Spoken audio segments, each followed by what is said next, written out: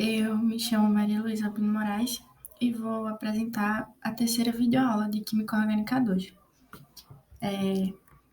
Para começar, o primeiro assunto vai ser a adição nucleofílica.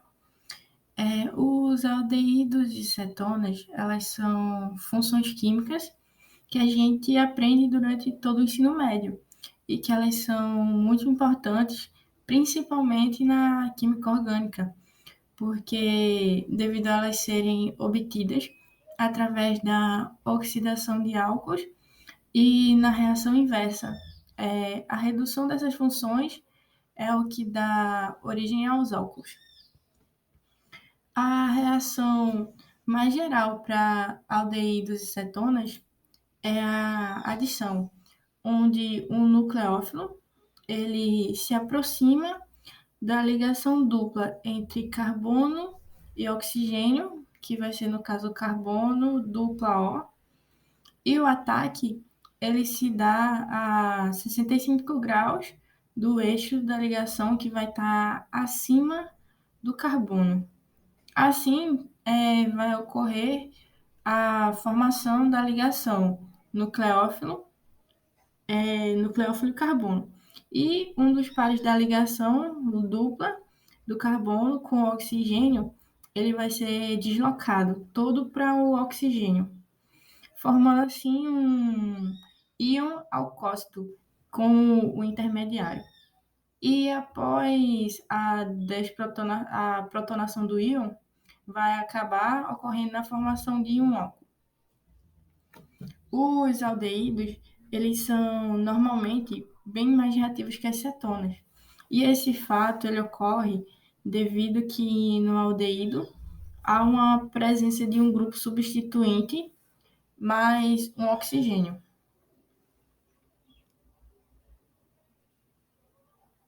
Enquanto na cetona há a presença de dois grupos. E isso vai implicar em qual dos dois vai ser mais fácil ocorrer a adição nucleofílica, devido à estereoquímica da molécula por um grupo substituinte, por menor que seja. No caso da metila, ser muito mais volumosa que um hidrogênio. Quando a gente compara o efeito eletrônico, os aldeídos eles continuam sendo mais reativos, porque quando a gente olha para os carbocátions primários, eles são mais reativos do que os secundários. E inversamente, os secundários eles vão ser mais estáveis do que os carbocátions primários. Um aldeído ele é todo composto orgânico que possui o grupo carbonila ligado a um hidrogênio, ou seja, o grupo funcional sempre vem da extremidade de uma cadeia carbônica. Já no caso das cetonas, elas vão ser aqueles compostos orgânicos que possuem o grupo carbonila no meio de entre dois carbonos. Portanto, o grupo funcional das cetonas nunca vai aparecer na extremidade de uma cadeia carbônica.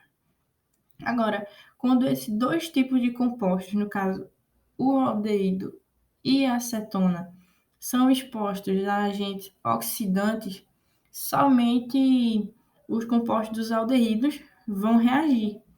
E isso vai ocorrer porque o carbono ligado ao oxigênio na carbonila, ela vai adquirir um caráter positivo, visto que o oxigênio ele vai ser mais eletronegativo e vai atrair mais fortemente os elétrons que estão os elétrons presentes da ligação química.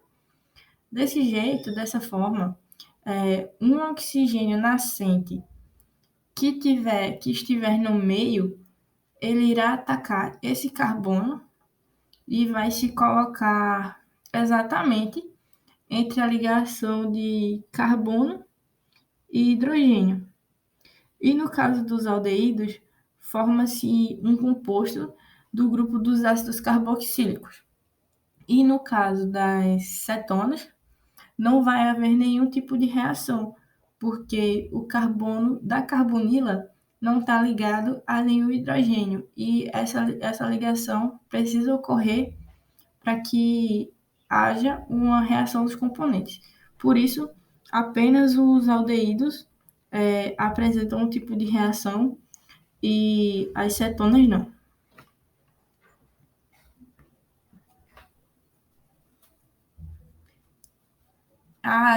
Agora, o próximo tema do slide da terceira videoaula é as reações de aldeídos e cetonas com já foi apresentado, né, no vídeo, que são as reações dos aldeídos e das cetonas com grupos nucleofílicos. O tema agora que eu vou apresentar é a questão dos grupos de proteção que são desenvolvidos nas reações químicas. Muitas vezes é necessário fazer uma reação em uma molécula que possui diferentes tipos de função. E, frequentemente, um reagente ele pode, ele pode reagir com mais de uma função para gerar diferentes tipos de produtos. E para ajudar a contornar esse problema, uma série de grupos de proteção, eles foram desenvolvidos em síntese orgânica. E aí, a fim de resolver essa problemática, foram divididos esses problemas. E agora eu vou falar quais são os critérios para esses grupos serem um bom grupo protetor. Então, um bom grupo protetor, ele precisa reagir com o seu substrato de uma maneira rápida, suave e com um alto teor de rendimento, além de que ele também deve ser resistente às condições da reação que se deseja proteger. E, ao mesmo tempo, ela tem que ser uma reação que pode ser facilmente removida em seguida. Ou seja, ela tem que ser, um grupo protetor, ele tem que ser resistente às condições das reações, proteger, mas ao mesmo tempo ele tem que ser facilmente removido. E agora eu vou mostrar uns exemplos de diferentes grupos de proteção. Grupos de proteção para os álcools, para as aminas, para as carbonilas, para os ácidos carboxílicos e para os fenóis. Então, o primeiro grupo de proteção que eu vou apresentar são a proteção, como ocorre a proteção dos álcools.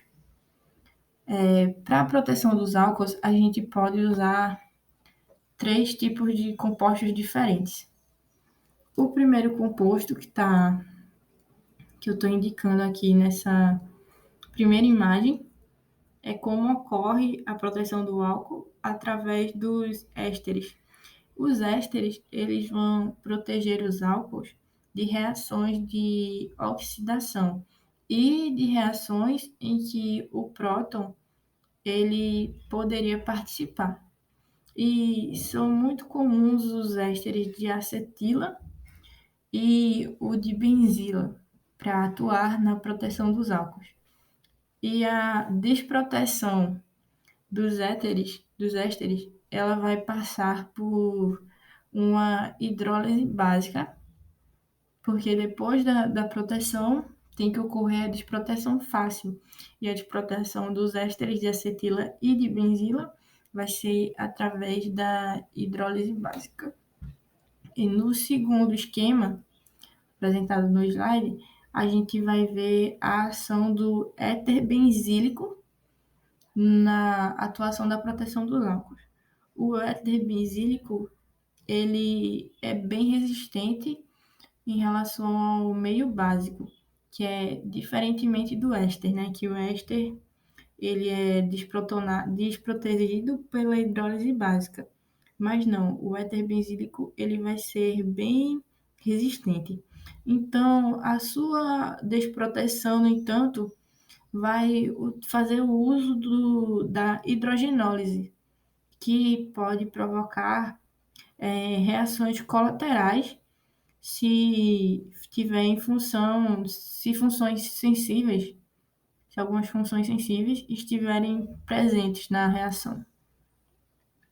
Essa é a forma o primeiro vai ser o do éster, vai ser o éster de acetil de benzila. O segundo vai ser o éter benzílico, usado na proteção dos álcools. E, por último, eu vou demonstrar aqui o uso dos silanos, atuante na proteção de álcools. Os silanos, eles são ótimos grupos de proteção para os álcools, só que, como eles sofrem a hidrólise, eles facilmente devem ser mantidos em condições anidras. Então, os ésteres, o éter benzílico e os silanos, são os três compostos, os três grupos funcionais que atuam na proteção dos álcools. Agora eu vou falar um pouquinho sobre como ocorre a proteção das aminas. Na proteção das aminas, elas podem ser protegidas como amidas, né? Assim como na proteção dos álcools, né? Que a gente vê de maneira semelhante à dos álcools, vem com a proteção das amidas, que é a primeira figura demonstrada dessa reação. A gente vê a amida aqui e vai ocorrer a proteção. Já a fornamida, ela é um tipo de proteção muito eficiente. Ele pode ser feito tanto a desproteção dela pode ser feita tanto a hidrólise ácida, como também a hidrólise básica. E na terceira figura, a gente vai ver a proteção das aminas através de uma ordem maior, né? A formação de aminas de ordem maior, ela pode ser útil também, principalmente se for usado um grupo bastante volumoso. E aí a desproteção dela, a gente vai ter que usar a hidrogenólise. Depois da proteção, a gente aplica a hidrogenólise para fazer a sua desproteção. Esse é o da terceira figura. Agora, na quarta figura, a gente vê aqui, ó, a formação de carbamatos, que ela é bastante utilizada para proteger as aminas, e o grupo BOC, que é um dos mais usados. E a desproteção dela, pode utilizar ácidos fortes para fazer a desproteção, ou o cloreto de acila também, que são uma das formas que é usado para desproteção dos carbonatos. E foram os grupos funcionais os grupos funcionais compostos que a gente usa para atuar na proteção de aminas. Agora eu vou falar um pouquinho da proteção das carbonilas. As carbonilas, elas podem ser protegidas de redução ou de ataque nucleofílico por cetais. Aqui, os cetais. E os cetais, eles hidrolisam facilmente em um meio ácido e são a principal forma de proteção da carbonila. Aqui, ó, aqui tem a ação dos cetais, que a gente vê aqui a acetona presente na reação, e elas são as principais formas de proteção da carbonila. Aqui na segunda figura, a gente vê o ortofomiato de tetila, que também pode ser usado para formação de um cetal não cíclico. E por último, né? Aqui, não menos importante, na última apresentação aqui das figuras, a gente vai ver o trimeticilano, trimeticilano, que ela pode proteger a forma sinoidrina de carbonila. E a desproteção delas vai exigir o uso de um aceptor de prótons forte, como aqui, ó, a gente apresenta a reação, o TBAF. Ele vai ser um aceptor de prótons que vai ser usado para poder realizar essa desproteção. E por fim, a gente vai ver aqui como ocorre a proteção de ácidos carboxílicos e também a proteção dos fenóis. Na primeira figura, a gente vai ver que a melhor maneira de proteger funções do tipo ácidas é formar o seu ânion e produzir depois os correspondentes deles ésteres. Essa vai ser a melhor forma de proteger um ácido carboxílico e pode ser usado para efetuar a desproteção dela a hidrólise ou também pode ser usado a hidrogenólise. Essas duas formas podem ser usadas para efetuar a desproteção. E nessa segunda figura aqui, que está aqui na tela, a gente vê que os fenóis, eles também podem formar ésteres, mas no caso, o éter vai apresentar uma maior estabilidade e vai possuir uma desproteção mais fácil do que os de alquila. E a desproteção, ela pode ser feita com ácidos fortes de Lewis ou também de hidrogenose. E por fim, assim, para alguns éteres, mas apenas para os éteres benzílicos, a desproteção pode ocorrer também através da hidrólise, ou seja, a desproteção dos fenóis na forma de ésteres pode ser feita através de ácidos fortes de Lewis, hidrogenólise e, em alguns casos, apenas com éteres benzílicos através da hidrólise. Então, a adição de enxofre nucleofílico. A formação de um acetal, ele requer 2 equivalentes do álcool. Isso é duas moléculas de um radical ligado a um OH. Duas moléculas vão ser necessárias para cada molécula de cetona.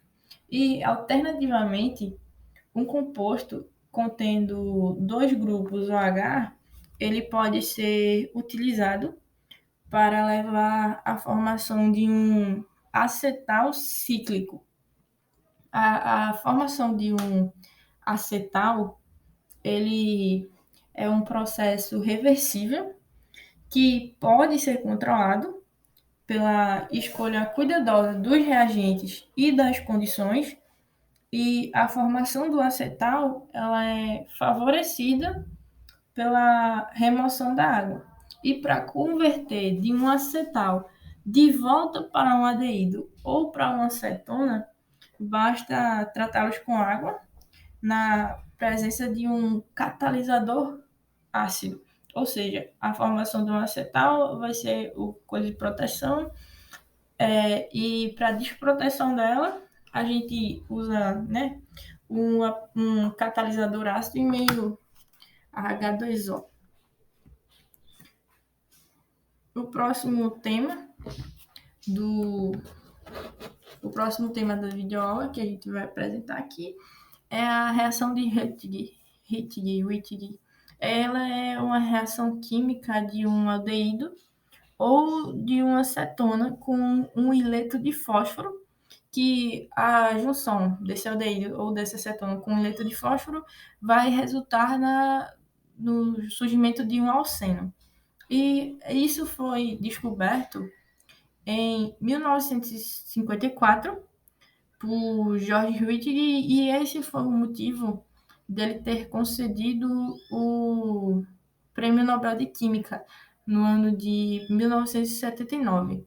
E se usa esse amplante na síntese orgânica para conseguir ocorrer a preparação de alcenos. O mecanismo de reação o mecanismo de reação de Hittinger funciona dessa maneira aqui, ó. O carbono carregado negativamente do ileto de fósforo, ele pode atuar como aqui, ó, desse carbono aqui, esse carbono carregado negativamente do ileto de fósforo, ele vai atuar como um nucleófilo, que vai atacar o carbonilo, esse carbonilo aqui, que é o 2, e isso vai conduzir a betaína.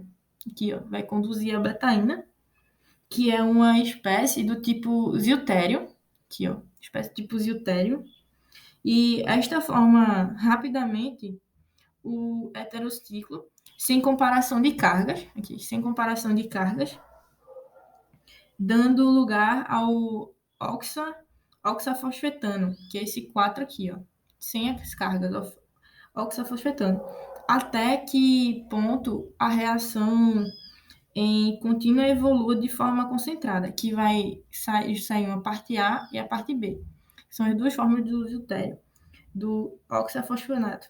E mediante uma forma deuteriônica, que vai ser essa 5, vai condicionará a estereosilatividade final e a estabilidade do óxido de trifenilsulfosfina, que vai ser o 7, que vai aqui impulsionar a reação até os produtos que vai obter, enfim, o alceno. E estes foram os assuntos da terceira videoaula. Qualquer dúvida, podem me chamar no chat. E é isso, gente. Muito obrigada pela atenção.